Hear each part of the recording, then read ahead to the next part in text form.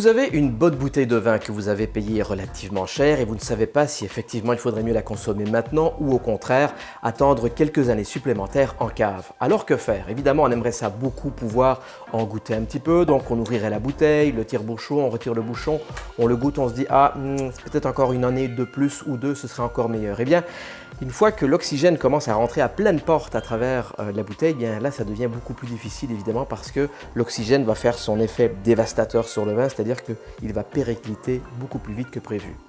L'idéal évidemment, ce serait que l'on puisse goûter ce vin sans devoir ouvrir la bouteille. Est-ce possible? Alors la réponse la voici. Il s'agit d'un gadget qui s'appelle le Coravin. Ça a été mis au point par un Américain, un ingénieur qui travaillait dans le domaine médical et qui connaissait bien le domaine des aiguilles. Et ça tombe bien puisque à la base de cette trouvaille technologique, c'est en fait cette fameuse aiguille ici qui va passer à travers la capsule de la bouteille de vin et qui va ensuite se rendre jusque dans le bouchon. Alors voici comment ça fonctionne. Dans le Coravin, il y a une capsule de gaz argon. Alors pourquoi l'argon? Parce que c'est un gaz inerte, incolore, inodore et qui ne va pas du tout endommager le vin. Ce qu'on va faire avec cette impressionnante machine, c'est qu'on va en fait pressuriser la bouteille de vin.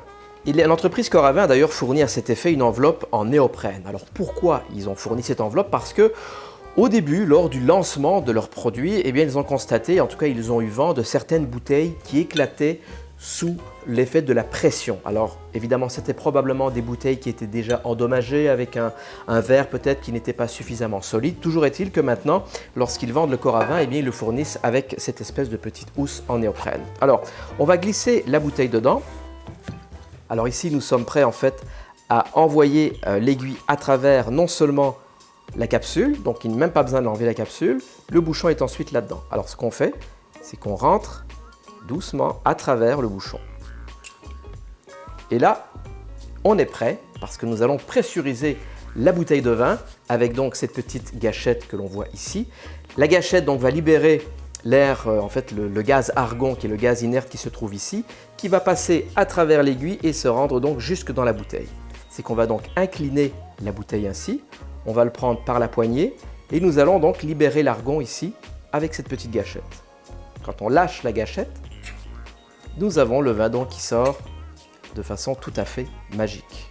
Le bouchon pendant ce temps-là, puisque c'est un bouchon de liège, et vu que c'est une matière organique en quelque sorte vivante qui évolue, eh bien il va tout simplement se refermer et donc va obturer le trou que l'on a fait avec l'aiguille.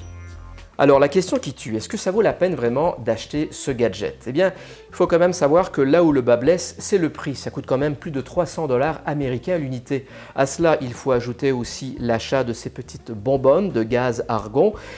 C'est quand même une quinzaine de dollars l'unité, donc il faut ajouter ça aussi au coût d'utilisation.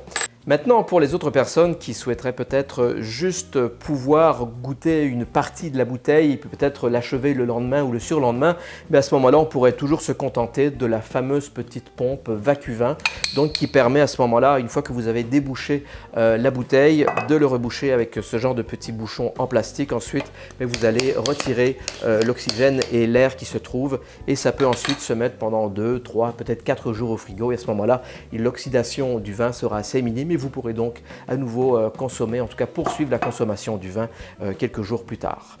Si vous n'avez même pas cette petite pompe Vacuvin, eh bien une bonne idée très économique, ce serait par exemple de conserver une de ces bouteilles de vin de 350 ml. Une fois que vous l'avez bu, eh bien vous pouvez la conserver, vous allez la nettoyer et la prochaine fois que vous avez une bouteille de vin que vous n'arrivez pas à terminer, eh bien vous allez transvaser le reste du vin dans cette petite bouteille de 375 ml et comme ça vous verrez qu'il y a beaucoup moins d'espace pour que l'air et l'oxygène circulent dans la bouteille et donc le risque d'oxydation sera beaucoup moins grand. Donc une bonne idée qui ne coûte pas cher et qui finalement vous permettra de conserver votre vin.